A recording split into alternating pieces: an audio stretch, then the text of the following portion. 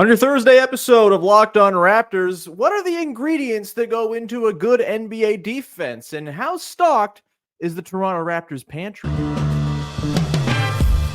You are Locked On Raptors, your daily Toronto Raptors podcast, part of the Locked On Podcast Network, your team every day.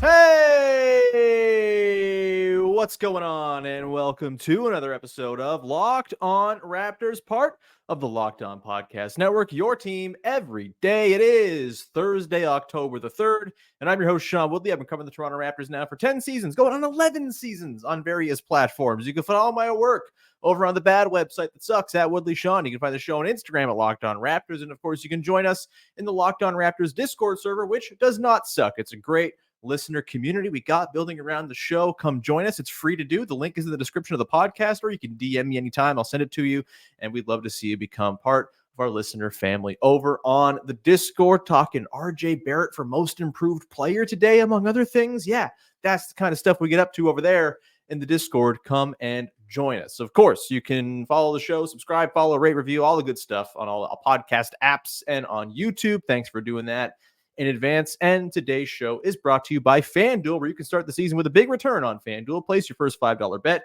and you'll get started with $200 in bonus bets guaranteed. Visit FanDuel.com to get started. And we will get started here on a show where we're talking all about defense, baby. Yes, it has been the theme of Raptors training camp so far this week. And so it feels like it's, topical and smart to spend some time talking about defense. And in particular, what goes into a good NBA defense? What are the sort of core tenets of teams that are good at stopping other teams from scoring points? And do the Toronto Raptors have any of those ingredients that you need? We're going to get into that today. We're going to talk about the sort of guys who give the Raptors a shot. We're going to look at the statistical profiles of the best defenses from last season, where the Raptors can maybe figure their way into the top 10 of some various statistical markers. And of course, we're going to look at the capacity for internal growth, because that's going to be a big part of the story of whether the Raptors can defend at a capable level this season. There's a lot of guys who need to do a lot of work to get better on that end. We'll talk about RJ Barrett in particular, who was a topic of conversation at yesterday's training camp, press conferences, et cetera, scrums, whatever we're calling them. But either way, let's get rolling. And before we get into the specifics of the Raptors' sort of defensive infrastructure, the guys they have on hand who can give them a shot to be passable, I just have to say, I'm tickled pink that we get to talk about defense this season. I am a child of the 2000s NBA, where games routinely were like 75 to 68. I'm someone who started covering the league around the time the Golden State Warriors, for all of their offensive greatness, were revolutionizing how defense is played in the modern NBA. I'm someone who loves Marc Gasol as much as I love some family members. I love defense. I love thinking about defense. I love talking about defense. And I'm thrilled that defense looks like it's going to be a through line of this Raptors season. It was fun last year. The offense got new wrinkles and running all kinds of fun stuff. I like offense too, just fine. But I think really the sicko in me loves kind of grilling in on digging down on how defense is played and how to play it well. And look, the Raptors have a long way to go before they play defense well. And if we're talking about the ingredients that go into a good NBA defense, I think you kind of have to start it's the pretty boilerplate chalk answer, but it's defensive talent. Do you have players who are good at playing defense on your team? You can have a solid defense without like incredible all defense level players up and down your roster. I think of the Denver Nuggets of the last couple seasons, kind of in the top 10 range to make it so their incredible offense can get by. You can have a good defense without being an absolute, ace defender machine, but you got to have a couple aces in the hole. You got to have a couple guys who give you foundation, who have high-end talent to, prop up your defense, to make big plays. Obviously, defensive playmaking is a big part of being good at defense. Can you block shots? Can you get steals? Can you make important rotations? All that stuff that goes into the talent side of things. And look, I don't think the Raptors are starting from nothing talent-wise. Yes, last year they were the 27th best defense in the NBA. That is fourth worst. They were really, really bad. I believe they were 29th after the Pascal Siakam trade. They were not good at all.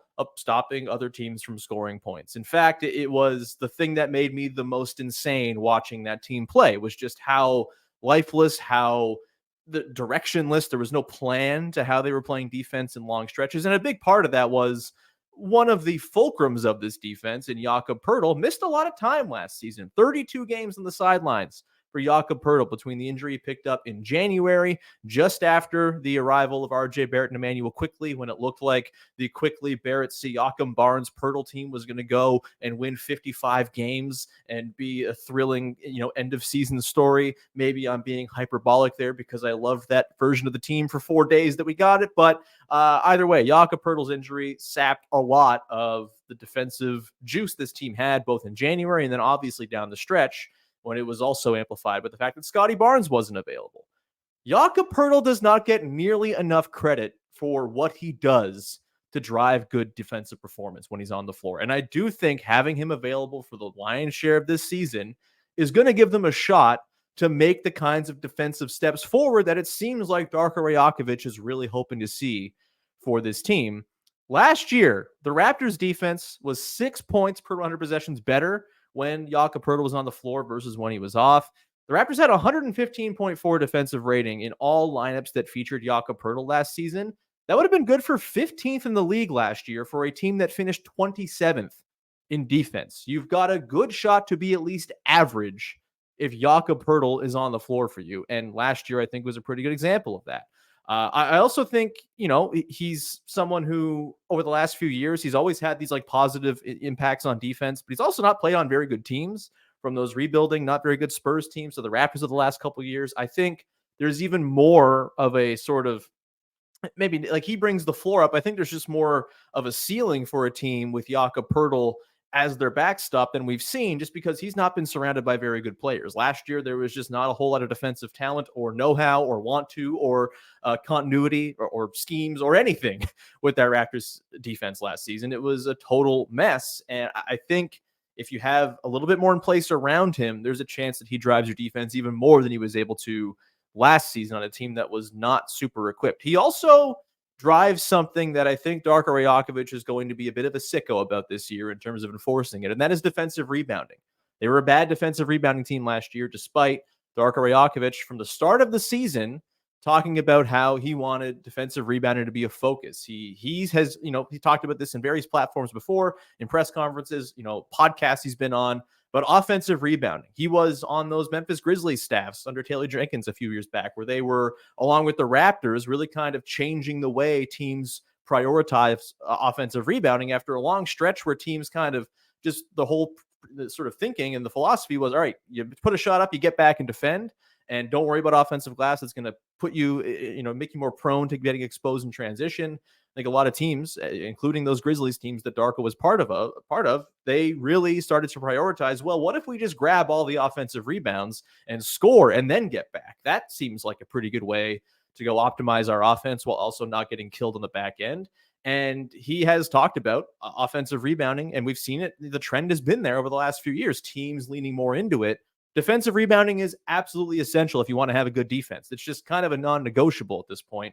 We'll get into some numbers coming up, but outside of, I believe, one team in the top 10 last year in defense, defensive rebounding was a strength for all of those top defenses in the league. We'll get into that coming up in a sec here, but Jakob Poeltl is a guy who gives you a shot. Last year, the Raptors grabbed 74.5% of the defensive rebounds available when he was on the floor. That would have ranked 6th in the NBA over the course of the full season for a team that once again finished 27th in defensive rebounding. When he's on the floor, they've got a shot. No, he's not Rudy Gobert. No, he's not Bam Adebayo. He's probably not a top 10 center as he was branded when the trade happened, but he is a rock solid anchor to build the defense around.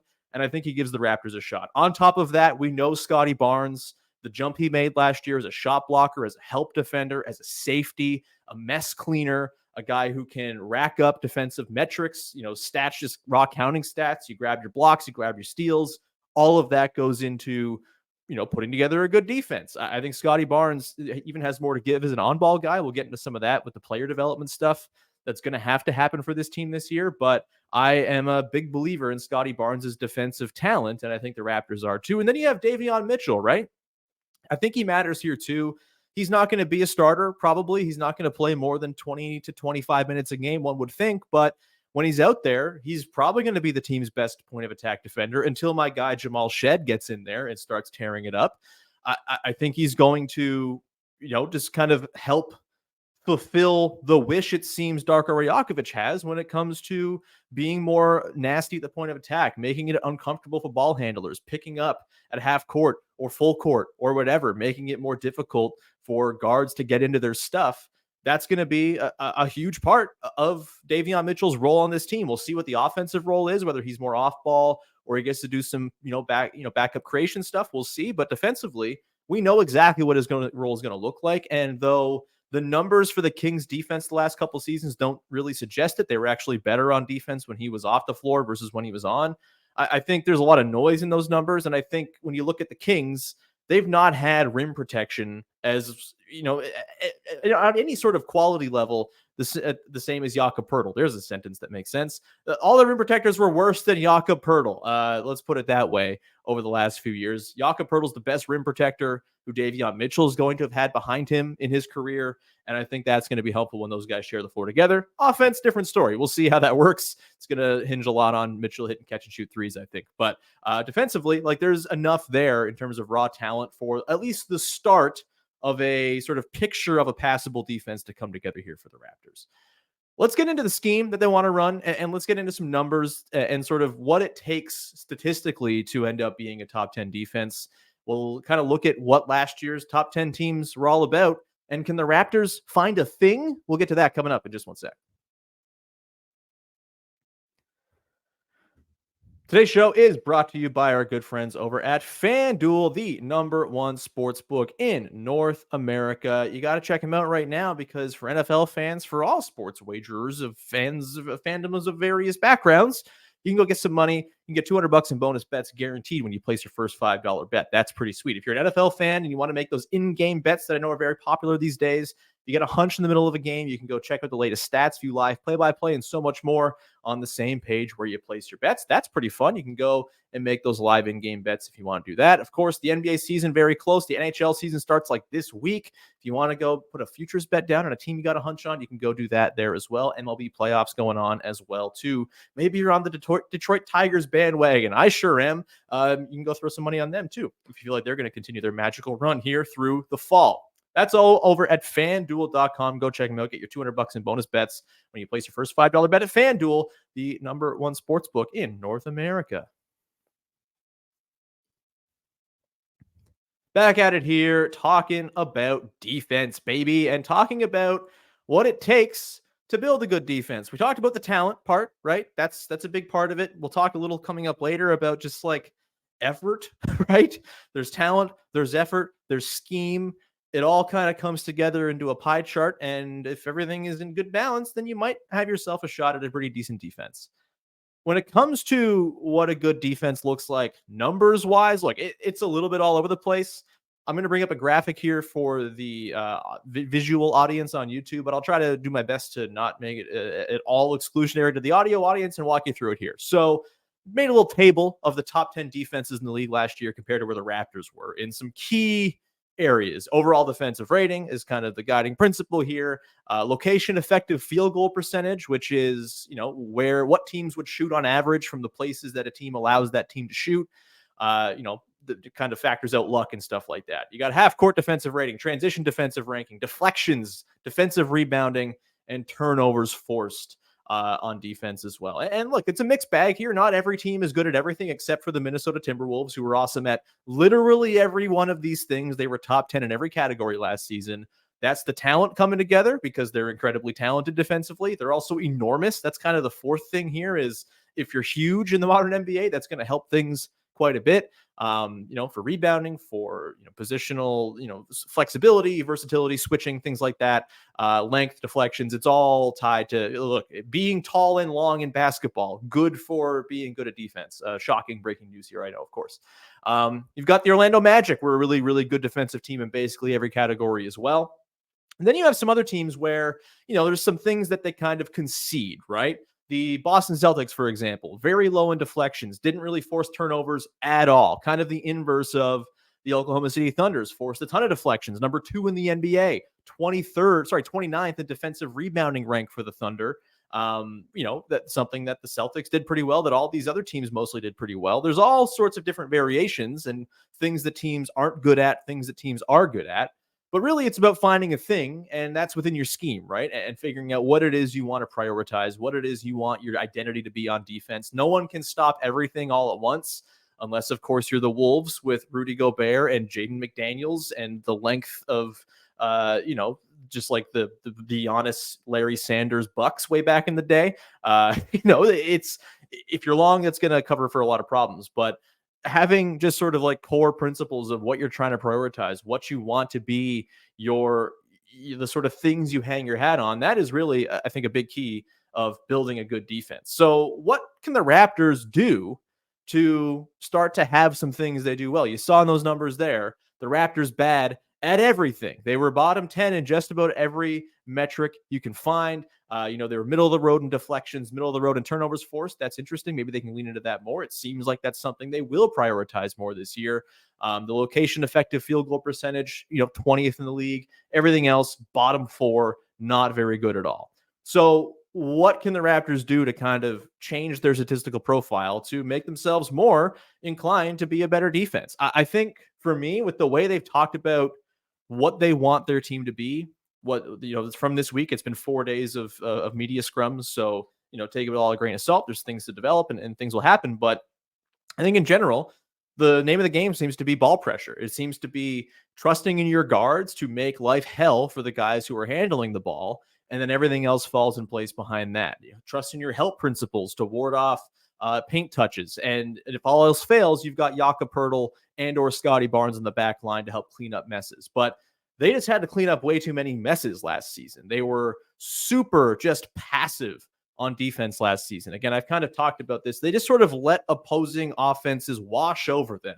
They didn't really do much to, push back to prevent the waves of offense from crashing over their lifeless husk of a defense. And I think this season, it seems like that's more of a priority. Obviously, Davion Mitchell is going to help with that. Obviously, Jamal Shead, if he plays, is going to help with that because that's a thing he does damn well. But there's also going to be a big ask of RJ Barrett, of Immanuel Quickley. We'll get to those guys coming up in a second here when we talk about like internal development and the role that's going to play in the defense here this season. But ultimately, it seems like the core principle, and Vivek talked about this earlier this week on our Tuesday show, where he talked about the concept of like high pressing in soccer and how that could play into what the Raptors are going to do. If you're meeting the other team higher up the floor with your pickup points, if you are making life hell for them for 6, 8, 10 seconds before they can even start their stuff on offense, that's going to bode well for you. Defenses that allow teams to start their stuff at 20 seconds, 18 seconds, that's just a lot more time you got to be on the string, a lot more time you got to be locked in and focused in rotation to prevent good shots. If you are starting or forcing the offense to start their offense at 12 seconds, 14 seconds, that's so much less time, so much less thinking. So much of defense is thinking, and so much of offense is trying to make defenses think. The more you got to think in a quick succession, the more likely you are to have a breakdown and cause a mistake and thus cause a bucket for the other team. And so if you're just trimming down the amount of time you have to be locked in and engaged, that's going to go a long way. I think that is a really reasonable way for the Raptors to start out here. Obviously, how they, defend pick and rolls once teams do get into their stuff. I think that's an interesting wrinkle I've talked about. I would like to see them be a hedge defense where Jakob Poeltl comes up to the level of the screen more often than not. But maybe there's something where they trust in their guards to actually fight over screens and stay with their man. And maybe it's not like a deep Brook Lopez type drop defense where you're bringing, Jakob Poeltl all the way back to like the restricted area for defense, but as the drop man in the pick and roll. But maybe it's like a mid drop, right? Where he's coming like just sort of around the free throw line. He's manning the space in between the roller and the ball handler. He's got those angles cut off. You've got Scottie Barnes lurking baseline to sort of, again, clean up any messes that leak through. Maybe that's a way they can go about this and sort of achieve their on-ball aggression without compromising things too much at the top of the pick and roll where you've got your big all the way up there and he's got to circle back. That said, I think Jakob Poeltl can do that. I think he's a pretty mobile big. I don't think he gets a ton of credit for that, but I think he can play in multiple schemes. And that, to me, is another reason why having Jakob Poeltl on this team bodes well for them at least having a shot to play competent defense. Do I think they're going to be some great defense? No, but do I think they can play defense that actually has a chance and has nights where they look really engaged and locked in and on the string? 100%. I think Jakob Poeltl's scheme versatility, the way he can kind of be multiplicitous in the way he's deployed, is a really big thing. I mean, this was the whole thing with the Marc Gasol Raptors teams, right? Marc Gasol was, and I'm not saying Jakob Poeltl's Marc Gasol because no one's Marc Gasol. Again, I love Marc Gasol as much as I love some family members. Incredible. Just the best. And on defense, like, the reason the championship Raptors worked, the reason the season after they worked so well was Marc Gasol could do it all, right? He could not only do it all, but also like call the coverages out, possession by possession, and they could kind of change and morph to what the offense was doing on the fly. They all had the ability to kind of switch between those schemes. It's a really difficult thing to do. That's not something I'm expecting the Raptors to do at all this season. But if you can play multiple ways, if you're not stuck having to run one base defense, you have a much better shot of being an effective defense. And I think Jakob Poeltl, again, gives them that shot. And so how they actually sort of identify as a pick and roll defense team, we'll see. Could be a hedge, could be a mid drop, we'll see. But I think finding the thing they want to latch onto, the ball pressure, whatever their pick and roll coverage is going to be, having an identity. Is it going to be that they try to hawk steals? Is it going to be that they fight for deflections? Are they going to be super aggressive in contesting shots? Like, whatever their thing is, you got to find what your thing is and lean into it. And I think that is when all the sort of other statistical profile stuff sort of takes care of itself. If you have a defined way you want to play, the numbers will eventually bear it out. If, of course, you have the talent and the want to go and execute it at a high level. I think we will probably see them lean into being a deflections and turnovers team. If there's one sort of number that I'd like to see them, jump into the top 10, it would be turnovers and or deflections. They can do that. Great. I think they were, again, way too passive last season. And because this is not the Celtics where they play this conservative switch everything defense because they have incredible horses on the ball, like, the Raptors aren't that type of team. They're going to have to kind of be a little more gimmicky, I think, to get by. They're not a huge team either. They're not the Wolves where it's length for days. Like, they're a smaller squad. They're pretty guard oriented a lot of the time. And so that means they got to get a little bit more creative in terms of how they take it to the offense. And that's where I think the deflections and turnovers come in. Am I wanting them to go and play Nick Nurse ball where they send two to the ball and fly around like maniacs? Not necessarily. Do I want to see, I don't know, Grady Dick playing like Gary Trent Jr. and hawking steals every chance he gets and compromising the defense in the process 80% of the time? No. But do I think they can be a bit more of a team that's kind of just in the shirt of opposing ball handlers, kind of poking balls free, dig downs, things like that? 100%. I think that's something they got to prioritize because they're not going to be able to get by just on straight one-on-one defense alone. Again, they got to find a thing. And I think turnovers and deflections very much can be their thing that they try to lean on this year. And again, it's going to depend a lot on the internal development they get from a couple of key guys. We're going to finish up the show and talk about that and sort of ask the question, do the Raptors have a shot in hell of being a good defense? We'll do that coming up in just one sec.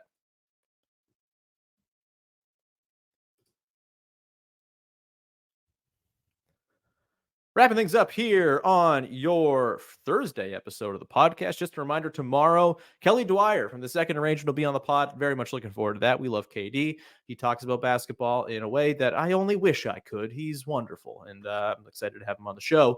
Go subscribe to the Second Arrangement, baby. All right. Do the Raptors have a shot? If the whole thing about this season is we want to bring up our level of our defense, how much can they bring up that level? I said earlier, I don't think that this is a team that's going to be a good defensive team. I don't think they have the talent or the length to cover up for all of the issues that they have. I think it's going to be an uphill battle. Do I think they're going to be, after being the 27th defense last season, do I think they're going to jump and be like the 8th best defense? Absolutely not. I think the offense has a chance to be pretty good, but I think the defense is still going to be bottom half of the league, no matter how you slice it, between size, talent, just the need to kind of get some reps. You're building something from scratch, right? There is just rubble in the defensive infrastructure side of things for the Raptors after last season. Like, they are building things up from the foundation once again. It's going to take time. It's not an overnight thing. It's not a single season thing. It's going to take a while here to really hone these concepts for this team.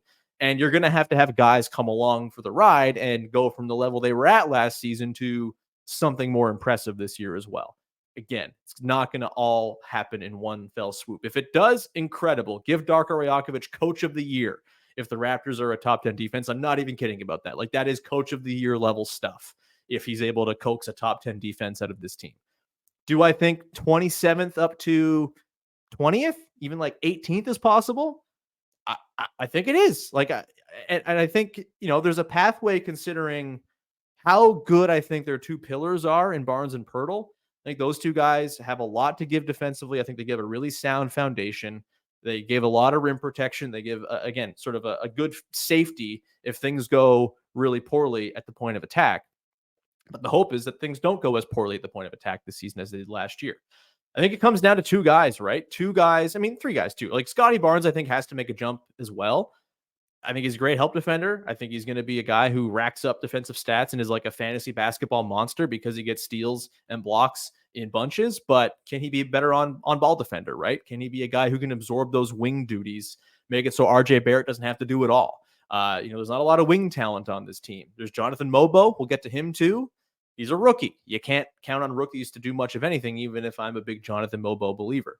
I think it's going to be really incumbent on Scottie Barnes to kind of hone that craft as an on-ball guy. We've talked about his struggles there before, right? High hips, kind of doesn't use his length enough, gets too far into guys, makes mistakes getting out of position. Can he hone that a little bit and just kind of trust in the fact that he's enormous? He's got like a 7'2", 7'3" wingspan. He's big, he's long. Can he just trust in that to be a better on-ball defender? Is he have the strong enough chest to kind of handle the LeBrons or the Jason Tatums of the world?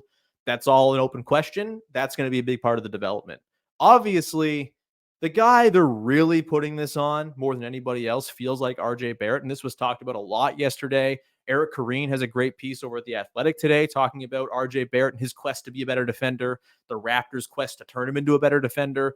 As Darko Rajakovic said yesterday, they're trying to make RJ Barrett fall in love with defense, and a lot hinges on just how much RJ Barrett can fall in love with defense. I think if he can be someone who can absorb those assignments on the wing, the Jason Tatums, the LeBron Jameses, I'm trying to think of other wings, the Jimmy Butlers, the Paul Georges, if he can go and absorb those assignments, that's huge. It takes so much pressure off of Scottie Barnes. It allows Scottie Barnes to play in his ideal position as that backline help guy. And it opens up all new possibilities for what this team can do this season. And I frankly changes the way RJ Barrett fits into the long-term plans or doesn't fit into the long-term plans with this team. If RJ Barrett's a sieve on defense, things get really tricky to reckon going into the future, just because where does the wing defense come from if it's not coming from him? It's got to come from somewhere else. Is it an outside guy you bring in? Probably. It's going to have to be the solution unless some miraculous defensive growth happens with Grady Dick that I don't think anyone's really expecting, especially not here in year two. There's a lot on RJ to tap into being a guy who can just offer resistance. As Eric pointed out in his Athletic piece today, if they're going to be a help-friendly team, they're going to bring extra guys to the ball. RJ doesn't have to be Herb Jones. He doesn't have to completely lock guys down. He's just got to give enough resistance for long enough, prevent paint touches, and allow the help to come and bail him out. He didn't have much success doing that last year, but if he can this year, then that changes the way this defense can perform, and I think it changes the ceiling of the defense for sure. Obviously, Immanuel Quickley is a big part of this as well, right? And I think I buy that there's some serious defensive advancement to come from Quickley more than I buy it with Barrett. I think Barrett, again, I'm not saying it can't happen. I don't think he's ever going to be an ace wing defender, right? He's never going to be an all defense type guy. I don't think Quickley will either, but I do think there's a way better chance that Quickley nets out as an above average defender than there is that RJ does. And that's because I just think he has the tools for it, right? He's long. I've talked about this week. I think Quickley as a very elusive, wiry guy on offense, that also plays into defense too, right? In terms of avoiding screens, navigating screens, staying in front and staying on the hip of the guy who's got the ball in his hands, and also contesting when a guy's going to pull up, or you're just kind of blocking passing lanes with the long arms, obstructing things when a ball handler is trying to get downhill. I think there's something there for Quickley where he can tap into it, net out as an above average defender. Again, not an all defense guy. He's not going to be Marcus Smart or anything like that, but Can he be slightly above average? Can he be not Damian Lillard or Trae Young level? I think he's probably better than both of those guys already, but can he be not a liability as a lead guard? That's such a huge advantage to have if your lead guard can hang and not get played off the floor, be prone to getting cooked by a certain matchup. So there's that. Like, you need the growth from those two guys in particular. RJ feels more essential just because of the positional need and the lack of size and wing depth on this team. But both guys got to take a jump. Of course, there's also the rookies, right? Does Jonathan Mobo figure into the plans at all? If he does, like, that's interesting. It's hard for any rookie to be good, but a guy who's 7'2" with a lot of mobility he's got 7'2" wingspan. He's 6'7" overall. Like, that's the type of guy who you think maybe just has the physical tools to walk in and be a pretty interesting defender right away. Again, the nuances of scheme and all that stuff will come slower than just the base sort of raw skill. But I think there's something there. Same goes for Jamal Shed. Like, if those guys are playing, then there's a little bit more defensive talent, a little bit more opportunity to, force turnovers, to make things uncomfortable and help you, tick yourself up as a defense from where you are or where you were last season. Ultimately, I don't know exactly what the pie chart of talent versus scheme versus effort has to come together in like the right exact balance for an NBA defense to be excellent. I think I do know effort and buy-in is a big part of it, though. And that, I think, is maybe the thing they can singularly most affect this season is like, just again, teaching RJ Barrett to fall in love with defense, teaching Immanuel Quickley that fighting over screens is cool, all this stuff. Like, if you can get guys to buy in and execute the scheme you have, even with a lesser amount of talent, buy-in is going to go a long way. These are NBA athletes at the end of the day. They're not me at pickup. Like, there's like still like a lot of athleticism in all of these guys to go and tap into, a lot of tools, a lot of know-how, a lot of skill. Like, if you can convince a team and get them to buy in that defense is a thing they should care about, much like Darko was able to do last year when it came to sharing the ball on offense, like, that, I think, is where you get the most internal growth. And even if no one takes massive individual steps, but everyone's just more bought in, everyone's more connected, the communication on defense is there. I'd be very curious to see just how much talking there was on defense last season. Probably not a whole lot. Just no one knew each other. It was all new guys. Like, just being able to communicate and kind of know the defensive tendencies of the guys you're playing with, all of that goes into having a good defense. And so, as much as the talent part maybe isn't totally checked, the scheme is going to take some time to really sink in. The Raptors can do a lot of work for themselves just by giving a damn on the defensive end. And again, I believe in Darko Rajakovic's ability to get guys to believe, I guess is kind of where I'm coming down on him. We're 1 year into this thing, of course, with him. There's not a lot of information, but the way things went with the offense last year, the way that they were so schooled and bought into those principles on offense, it gives me hope they can do the same thing with the defense, considering what a through line it has been so far to start training camp. And so, yeah, like, good defense, no, but competent, passable defense that makes me not want to poke my eyes out every single night. I think that's there for the Raptors if they really want it. We'll leave it there. Thank you so much for hanging out. Thanks for nerding out on defense with me. There'll be so much nerding out on defense this season. I'm so excited. I hope all of you are not turning off the podcast in fear of not hearing about offense ever again. But I promise I'll make it fun. We'll leave it there, though. Thank you so much. We'll be back again on Friday with Kelly Dwyer to round out the week and have some fun. And then we got preseason games to talk about next week, man. We got a Monday reaction episode, breaking it down, the good, the bad, and the making a comeback. All very exciting times. If you want to support the show, now's the time to do it. Follow, subscribe, rate, review, tell a friend. You can find us over on YouTube. And of course, we are in the Discord as well. Link in the description of the podcast. Free to join. We'd love to see you become part of our listener family. And we'll talk to you again on Friday with another episode of Locked On Raptors. Thanks for hanging. Bye-bye. I really need to hit this shot for my own confidence. Yeah, let's go.